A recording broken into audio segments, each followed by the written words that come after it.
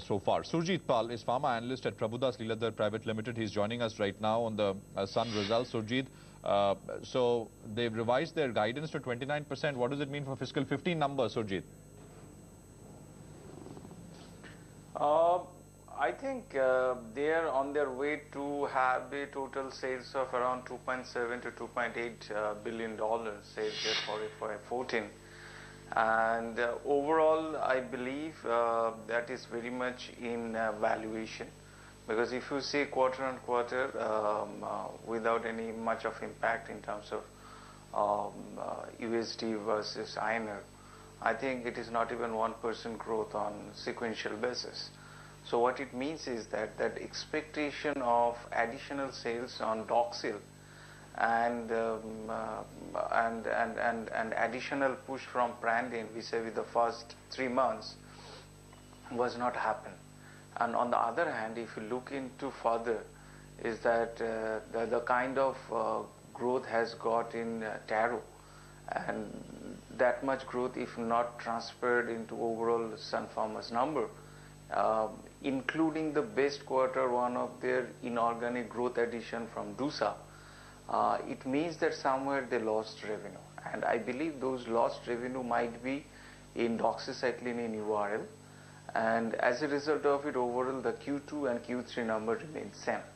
So the benefit they got in DUSA, the benefit they got in additional sales, something like say Doxil or to a certain extent Prandin, might be eaten away by their core business in other areas. So or the the short-term benefit they got in earlier quarters, that was absent.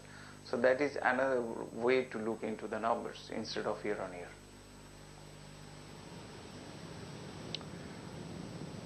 But the stock is fully valuing these numbers, right? And of course, that's the point. Yeah. Okay. I just want your thoughts on Cipla as well, but sold off quite a bit yesterday. So you think it might sort of the stock might not do very much? I mean, Cipla is disappointed at a time when most other companies most of the pharma companies, even smaller ones, have reported very strong numbers. I think I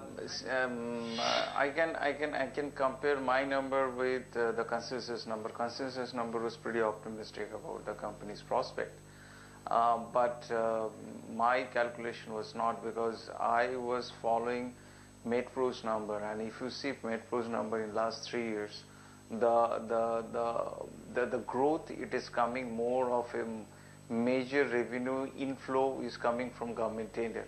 As a result of it, in last 3 years before acquisition, their margin has come down quite drastically.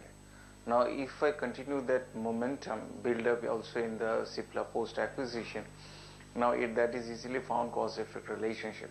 The relationship is basically coming from the bigger tender offer as well as a contribution in overall Cipla's portfolio or product mix, and that's ultimately trickle down to their EBITDA margin, which is a normal margin level of 20 to 22%.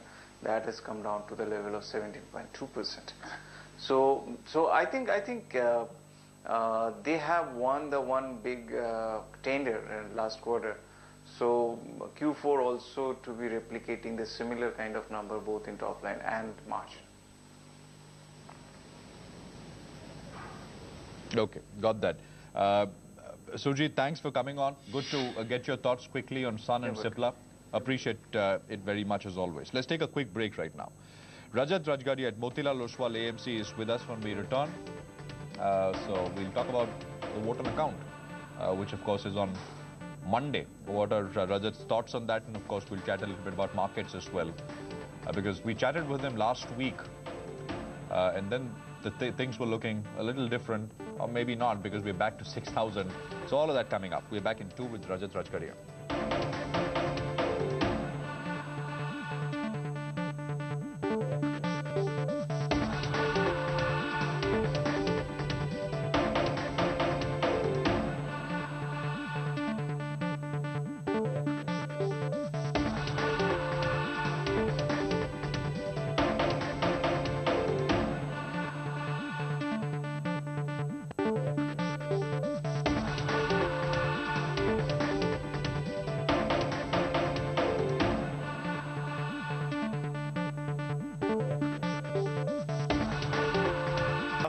about 6